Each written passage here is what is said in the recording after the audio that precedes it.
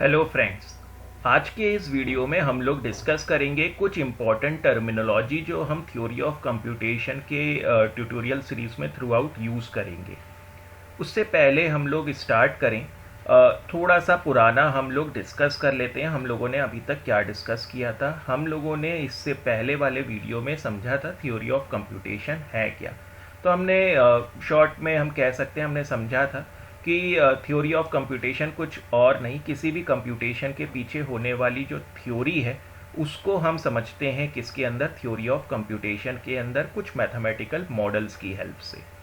Okay, इस चीज़ को समझाने के लिए मैंने एक एग्जाम्पल लिया था कंपाइलर का, और हमने समझा था कि कंपाइलर एक सॉफ्टवेयर है जिसका काम है किसी भी हाई लेवल लैंग्वेज को मशीन लैंग्वेज में कन्वर्ट कर देना। और हमने थोड़ा सा समझा भी था कि जब कंपाइलर किसी भी हाई लेवल लैंग्वेज को ट्रांसलेट करता है तो उसके सामने किस किस तरह की प्रॉब्लम्स आती हैं, और इन प्रॉब्लम्स का थ्योरी ऑफ कंप्यूटेशन से क्या रिलेशन है, इसमें आने वाली प्रॉब्लम्स के सॉल्यूशन को हम थ्योरी ऑफ कंप्यूटेशन की हेल्प से कैसे सॉल्व करने वाले हैं, वो क्या क्या टॉपिक्स हैं जो हम थ्योरी ऑफ कंप्यूटेशन में डिस्कस करेंगे, इस कंपाइलर की हेल्प से मैंने लास्ट वीडियो में आपके साथ डिस्कस किया था। हमने डिस्कस किया था कि जब हम ट्रांसलेशन करते हैं, जब कोई भी कंपाइलर किसी भी लैंग्वेज को दूसरी लैंग्वेज में ट्रांसलेट करता है तो वन डायरेक्ट ट्रांसलेशन नहीं करता। लाइक ऐसा नहीं कि आपने कुछ भी लिख दिया और वो उसे ट्रांसलेट कर देगा। वो सबसे पहले उसमें लिखे हुए हर एक वर्ड की वैलिडिटी चेक करता है। फॉर एग्जाम्पल, हमने ये एग्जाम्पल लास्ट वीडियो में भी डिस्कस किया था कि लाइक मैंने लिख दिया ही इज़ अ बॉय। तो लाइक अगर आप एक ट्रांसलेटर हो और आपको इस स्टेटमेंट को ट्रांसलेट करना है हिंदी में, तो आप बड़ी आसानी से इसे क्या कर सकते हो, ट्रांसलेट कर सकते हो। लेकिन अगर मैंने बॉय की जगह क्या लिख दिया, यॉब, तो अब आप इसे ट्रांसलेट नहीं कर सकते और आप बोलोगे क्योंकि आपको इस वर्ड का मतलब नहीं पता तो आप इसे क्या नहीं कर सकते, ट्रांसलेट नहीं कर सकते। इसी तरह से हमारा कंपाइलर भी हर तरह के स्टेटमेंट को ट्रांसलेट नहीं कर सकता। वही स्टेटमेंट ट्रांसलेट कर सकता है जिसका मतलब उसे समझ में आएगा, और उसे किसका मतलब समझ वो उस स्टेटमेंट को ट्रांसलेट कर सकता है कि नहीं कर सकता, इसके लिए सबसे पहले वो क्या करता है, हर एक वर्ड की वैलिडिटी चेक करता है। और हमने डिस्कस किया था किसी भी वर्ड की वैलिडिटी चेक करने के लिए हम यूज़ करते हैं ऑटोमेटा का, जिसका नाम हमने डिस्कस किया था फाइनाइट स्टेट मशीन, जो सबसे पहले हम लोग डिस्कस करेंगे इस थ्योरी ऑफ कंप्यूटेशन के अंदर। तो हमने डिस्कस किया था फाइनाइट स्टेट मशीन एक मशीन है which is used to check the validity of any given word। तो किसी भी वर्ड की वैलिडिटी चेक करने के लिए जो मशीन हमने डिस्कस किया था, यहाँ पर हम टर्म यूज़ कर रहे हैं मशीन, लेकिन ऐसा कोई मशीन नहीं है, ये एक मैथमेटिकल मॉडल है जिसे आप सॉफ्टवेयर या हार्डवेयर किसी में भी कोड कर सकते हो। तो ये एक मशीन है और एक ऑटोमेटा है which is use to check validity of any given word यहाँ पर कंपाइलर के टर्म में मैं आपको समझाने के लिए यूज़ कर रहा था, लेकिन एक्चुअल में हमने डिस्कस किया था इसे वर्ड ना बोलकर हमें क्या बोलना चाहिए, स्ट्रिंग। तो it is a machine which is use to check validity of any given string. तो वर्ड मतलब और स्ट्रिंग मतलब सेम ही है। स्ट्रिंग मतलब सीक्वेंस ऑफ कैरेक्टर, और वर्ड भी तो क्या होता है, सीक्वेंस ऑफ कैरेक्टर। ओके, तो यहाँ तक हम लोगों ने डिस्कस किया था। और सबसे पहला टॉपिक जो हम लोग थ्योरी ऑफ कंप्यूटेशन में डिस्कस करेंगे that is finite state machine. अच्छा, एक चीज़ और, यहाँ पर मैंने एक शॉर्ट डेफिनेशन लिख दी है कि which is use to check validity of any given string. ये अभी एग्जैक्ट डेफिनेशन नहीं है, जैसे जैसे हम फाइनाइट स्टेट मशीन में आगे बढ़ेंगे मैं इस डेफिनेशन को बहुत बार मॉडिफाई करूँगा और एक फाइनल डेफिनेशन हम तैयार करेंगे। फाइनाइट स्टेट मशीन का काम सिर्फ और सिर्फ किसी स्ट्रिंग की वैलिडिटी चेक करना नहीं है, इससे हम कुछ कंप्यूटेशन भी परफॉर्म करवा सकते हैं। अब वो कैसे क्या होगा वो हम आगे डिस्कस करेंगे, लेकिन अभी उस पर सोचने की ज़रूरत नहीं है। अभी तो आप बस इतना मान के चलें कि फाइनाइट स्टेट मशीन एक मशीन है जिसकी हेल्प से हम किसी भी स्ट्रिंग की वैलिडिटी चेक कर सकते हैं। क्यों हमें किसी स्ट्रिंग की वैलिडिटी चेक करनी पड़ रही थी, यहाँ पर एक प्रॉब्लम आ रही थी कि हमें ट्रांसलेशन करना था, लेकिन किसी भी स्टेटमेंट का ट्रांसलेशन तो तभी किया जा सकता है जब उसमें लिखे हुए सारे वर्ड्स का मतलब हमें पता हो। तो हमारी कंपाइलर सबसे पहले हर एक वर्ड को चेक करता है कि क्या वो वर्ड वैलिड लिखा भी है कि नहीं। ऐसा तो नहीं आपने कुछ भी लिख दिया और बोल रहे हो कि ट्रांसलेट करो। तो फाइनाइट स्टेट मशीन यहाँ पर यूज़ की जाती है। तो हम इन सब चीज़ों पर और डिटेल में डिस्कस करेंगे, लेकिन फ़िलहाल हमारे आज के वीडियो का ये मोटिव नहीं है। आज के वीडियो में हम लोग डिस्कस करेंगे कुछ इम्पॉर्टेंट टर्म्स जो हम थ्रू आउट ये थ्योरी ऑफ कंप्यूटेशन के अंदर डिस्कस करेंगे। तो सबसे पहला टर्म हम लोग डिस्कस कर रहे हैं सिंबल। नाम से ही क्लियर है। तो जनरली जब हम कोई स्ट्रिंग लिखते हैं, कोई वर्ड लिखते हैं, कोई स्टेटमेंट लिखते हैं, तो वो सिंबल से बना हुआ होता है। तो सिंबल्स क्या हो सकते हैं? कुछ भी हो सकते हैं। जैसे मैथमेटिक्स में सिंबल्स क्या होते हैं? 0 1 2 3 कुछ भी हो सकते हैं। इंग्लिश में ABCD होते हैं। हिंदी में का खा गा गा, ये सारे सिंबल्स होते हैं। तो कोई भी स्ट्रिंग जिन चीज़ों से मिलकर बनती है, that are symbols. Okay, next term जो हम डिस्कस कर रहे हैं दैट इज अल्फ़ाबेट। अब यहाँ ध्यान से समझें, सिंबल में तो सब आ गया, 0 1 AB का खा गा सब आ गया। लेकिन अगर मैं किसी पर्टिकुलर लैंग्वेज की बात अल्फ़ाबेट की बात करूँ या किसी लैंग्वेज में बात करूँ, जैसे यहाँ इंग्लिश लैंग्वेज की बात करूँ, तो इंग्लिश लैंग्वेज में का खा गा तो नहीं लिखते, इंग्लिश लैंग्वेज में 0 1 तो नहीं लिखते। तो इंग्लिश लैंग्वेज में अल्फ़ाबेट्स सिंबल्स कौन से यूज होते हैं? ABCDEFG अप टू Z तक। तो फाइनाइट सेट ऑफ सिंबल्स क्या कहलाता है? अल्फ़ाबेट। तो इन अल्फ़ाबेट में से वो जो हमने सिंबल सिलेक्ट किए हैं, जो हम अपनी लैंग्वेज में यूज करते हैं, उन्हें हम क्या बोलते हैं? अल्फ़ाबेट। जैसे बाइनरी लैंग्वेज में सिर्फ 2 ही सिंबल्स यूज किए जाते हैं, 0 1। ऑक्टल लैंग्वेज जिसमें सिर्फ 8 सिंबल्स यूज किए जाते हैं, 0 से 7। तो हमें जो कुछ भी लिखना होता है, जो कुछ भी बोलना होता है, इन्हीं 8 सिंबल से बोलते हैं। बाइनरी में जो कुछ भी लिखना या बोलना होता है, वो सिर्फ हम इन 2 सिंबल्स की हेल्प से ही बोलते हैं। तो सारा रिप्रेजेंटेशन इन्हीं से होता है। और इसी तरह से हिंदी में का खा गा गा। तो हमारी लैंग्वेज में हम किन सिंबल्स का यूज करने वाले हैं, उनके सेट को हम किससे रिप्रेजेंट करते हैं? अल्फ़ाबेट से। और मैथमेटिकली हम उसे रिप्रेजेंट करेंगे एक सिंबल से, दैट इज सिग्मा। तो सिग्मा यानी कुछ इस तरह से बनाया जाता है सिग्मा। इस तरह के सिंबल से हम किसको रिप्रेजेंट करते हैं? अल्फ़ाबेट्स को रिप्रेजेंट करते हैं। तो अगर मैंने बोला सिग्मा इज इक्वल टू 0 1, इसका मतलब आप समझ जाना कि मेरी लैंग्वेज में अगर कोई सिंबल आ सकता है तो वो क्या होगा? 0 और 1। अगर मैंने बोला sigma is equal to ABCD up to Z, यानी मेरी लैंग्वेज में अगर कोई सिंबल्स आ सकते हैं तो वो सिर्फ ये हो सकते हैं, इसके अलावा कुछ भी नहीं हो सकते। आई थिंक आपको ये सारी चीज़ें क्लियर होगी। Next, string. अगर हम स्ट्रिंग की बात करें तो सीक्वेंस ऑफ अल्फ़ाबेट। तो अगर इन अल्फ़ाबेट को मैं एक सीक्वेंस में अरेंज कर दूं, तो फिर जो चीज हमें मिलेगी दैट इज स्ट्रिंग। जैसे कि यहां पर YOB, ये तीनों इंडिविजुअल क्या हैं? अल्फ़ाबेट हैं। लेकिन इसे अगर मैंने सीक्वेंस में अरेंज कर दिया तो यॉब बन गया, तो वो क्या हो गया? स्ट्रिंग हो गया। ही HE, ये क्या हो गया? स्ट्रिंग। तो हमारा वर्ड जो होता है बेसिकली वो क्या है? स्ट्रिंग। लेकिन जरूरी नहीं है कि सिर्फ वर्ड, ये सेंटेंस भी क्या है? स्ट्रिंग। तो मैंने इन सभी अल्फ़ाबेट्स को एक ऑर्डर में एक सीक्वेंस में अरेंज कर दिया। सबसे पहले HE space IS space A space YOB। तो ये पूरी चीज क्या बन गई? एक स्ट्रिंग बन गई। या एक ही वर्ड ही क्या हो गया? एक स्ट्रिंग हो गया। तो कुछ भी अल्फ़ाबेट को अगर मैं किसी एक सीक्वेंस में अरेंज कर दूं तो वो चीज क्या कहलाएगी? स्ट्रिंग कहलाएगी। फॉर एग्जाम्पल, मान लें कि मैं एक ऐसी लैंग्वेज पे काम कर रहा हूं जिसमें कितने अल्फ़ाबेट हैं? सिर्फ 2 ही अल्फ़ाबेट हैं। तो स्ट्रिंग क्या हो सकती है?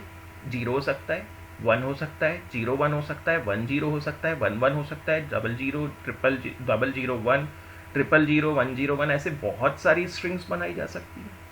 तो कुछ भी कॉम्बिनेशन 0 1 का जो बनेगा वो सब क्या होंगी? स्ट्रिंग होंगी। तो string is a sequence of alphabet. तो अल्फ़ाबेट को किसी एक सीक्वेंस में अरेंज कर दूं तो फिर मुझे क्या मिलेगा? स्ट्रिंग मिलेगा। ओके, ठीक है। नेक्स्ट हम लोग डिस्कस कर रहे हैं अबाउट लैंग्वेज। अब ये लैंग्वेज क्या होती है? तो लैंग्वेज कुछ और नहीं, इसी स्ट्रिंग का सबसेट है।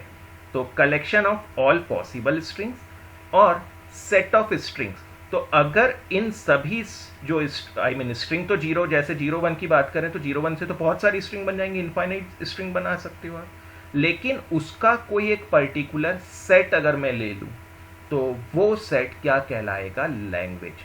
तो मैंने इस स्ट्रिंग के ऊपर कोई रूल अप्लाई किया और उस रूल को अप्लाई करने के बाद मुझे कुछ सेट ऑफ स्ट्रिंग्स मिली और उन सेट ऑफ स्ट्रिंग्स को हम क्या बोल रहे हैं? लैंग्वेज। फॉर एग्जाम्पल, जैसे मैंने बोला हमारे केस में लैंग्वेज क्या है? All strings of sigma 0 1 that ends with 1 1। तो इसका मतलब क्या हुआ? मेरी लैंग्वेज में सिर्फ दो ही सिंबल यूज होंगे और वो सिंबल कौन से होंगे? 0 1। सिग्मा क्या है? 0 1।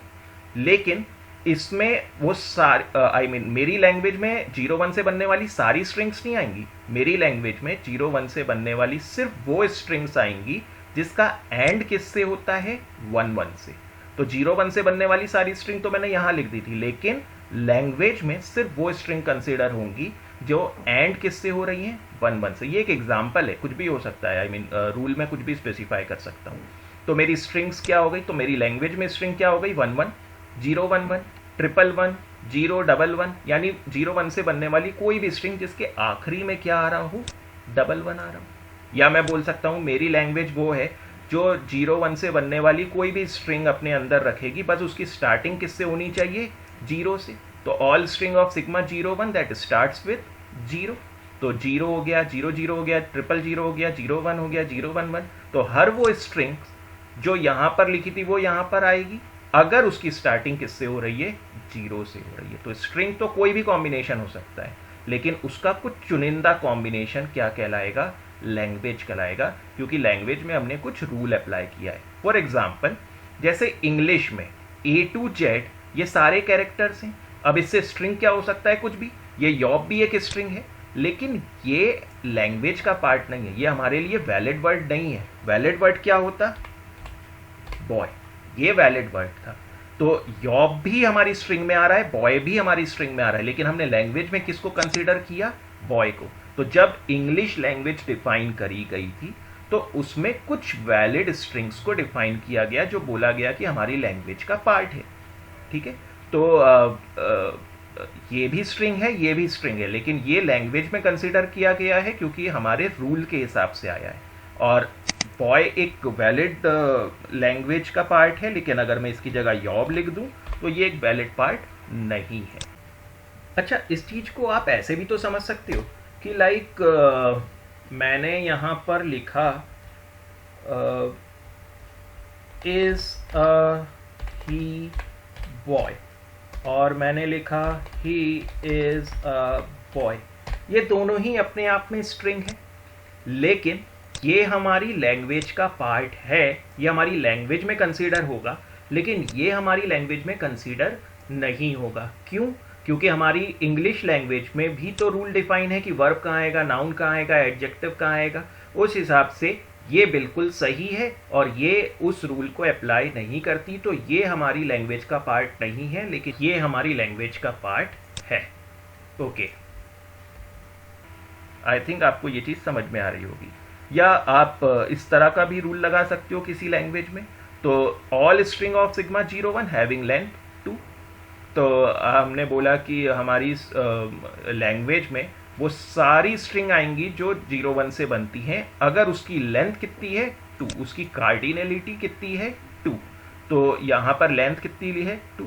0 0 0 1 1 0 1 1। तो 0 1 से बनने वाली सिर्फ यही 4 स्ट्रिंग होंगी जिनकी लेंथ 2 होगी, बाकी सब या तो इससे कम होगी या तो इससे ज़्यादा होंगी। तो इस तरह से हम कुछ भी लैंग्वेज क्या कर सकते हैं?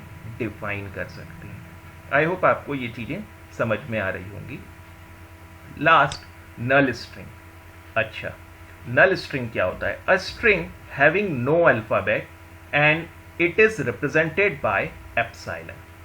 तो अगर मैं एक ऐसी स्ट्रिंग की बात करूं जिस स्ट्रिंग में कोई भी अल्फाबेट नहीं है, तो उस स्ट्रिंग को हम क्या बोलते हैं? नल स्ट्रिंग या फिर एप्सिलॉन हम बोलते हैं। जैसे अगर मैं आपसे बोलूं कि एक सेट है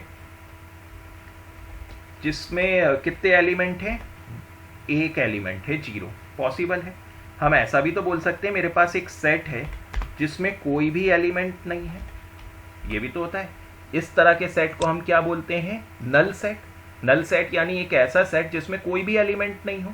ये नल सेट नहीं है, इसमें एक एलिमेंट है 0, लेकिन ये क्या है? नल सेट, इसमें कोई भी एलिमेंट नहीं है, तो ये नल सेट है। और इसे हम किससे रिप्रेजेंट करते हैं? फाई से। इसी तरह से अगर मैं कोई स्ट्रिंग की बात करूं जिसमें कोई भी अल्फाबेट ही नहीं है, तो फिर उस तरह की स्ट्रिंग को हम क्या बोलेंगे? एप्सिलॉन। ठीक है, तो अभी तो मैं सिर्फ आपके सामने ये टर्म्स इंट्रोड्यूस कर रहा हूं, वो इसलिए कि जब हम अभी थ्योरी ऑफ कंप्यूटेशन स्टार्ट करेंगे तो मैं बार बार स्ट्रिंग बोलूंगा, तो आपके दिमाग में आ जाना चाहिए स्ट्रिंग क्या है? Sequence of alphabet.